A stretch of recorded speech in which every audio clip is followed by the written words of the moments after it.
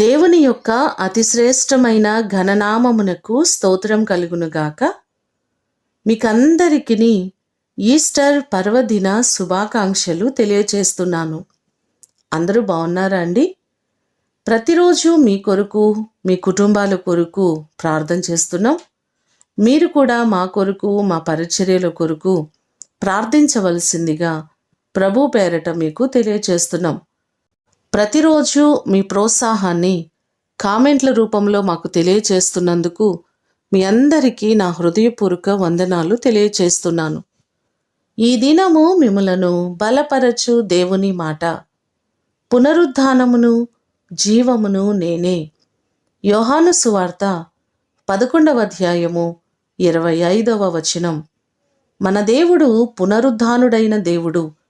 మనందరి పాపముల కొరకు సిలువలో చనిపోయి 3వ దినమున పునరుద్ధానుడై తిరిగి లేచిన గొప్ప దేవుడు ఆయనే. మరణపు ముళ్ళును విరిచి మరణము యొక్క బలాన్ని, అధికారాన్ని కొట్టివేసి జయశీలునిగా తిరిగి లేచిన గొప్ప దేవుడు ఆయనే.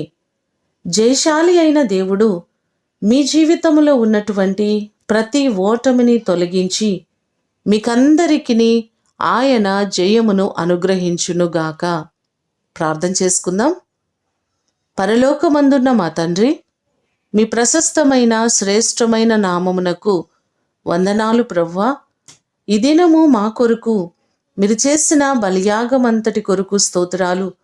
పునరుద్ధానునిగా తిరిగి లేచిన గొప్ప దేవుడు మీరే ప్రభువా. మీరు చేసిన మీ త్యాగమంతటి కొరకు స్తోత్రాలు.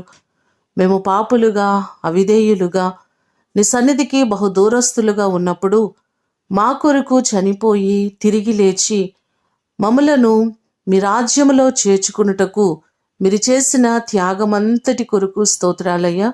మా ప్రియులెల్లరినీ జ్ఞాపకం చేసుకోండి. ప్రతి వారికి మీరు తోడుగా ఉండండి. ప్రతి కుటుంబానికి మీరు క్షేమాన్ని ఇవ్వండి. మీరు మరణమును జయించిన దేవుడవు. జయమును మా జీవితాలలో మీరు అనుగ్రహించండి. ఎన్నో మారులు మేము ఓడిపోచున్నాము.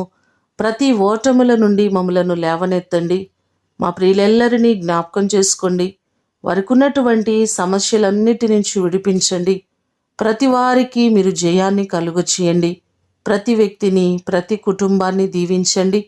అలాగే దైవజనుల కొరకు ప్రార్థన చేస్తున్నామయ్యా. ప్రతి దైవజనులను మీరు జ్ఞాపకం చేసుకోండి. ప్రతి వారిని మీరు ఆశీర్వదించండి. వారి పరిచర్యలను దీవించండి. వారి కుటుంబాలకు క్షేమాన్ని మీరు కలుగచేయండి. అలాగే సంఘ బిడ్డలందరినీ మీరు ఆశీర్వదించండి. నీ కృప కలిగిన హస్తాలకు ప్రతి వారిని అప్పగిస్తున్నాం. ఈ మాటలు వింటున్న ప్రతి వారిని ఆశీర్వదించి ప్రతి వారికి క్షేమాన్ని మీరు కలుగచేయండి.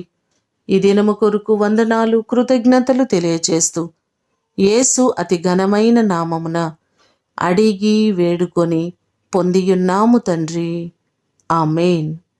దేవుడు మిమ్ములను దీవించునుగాక.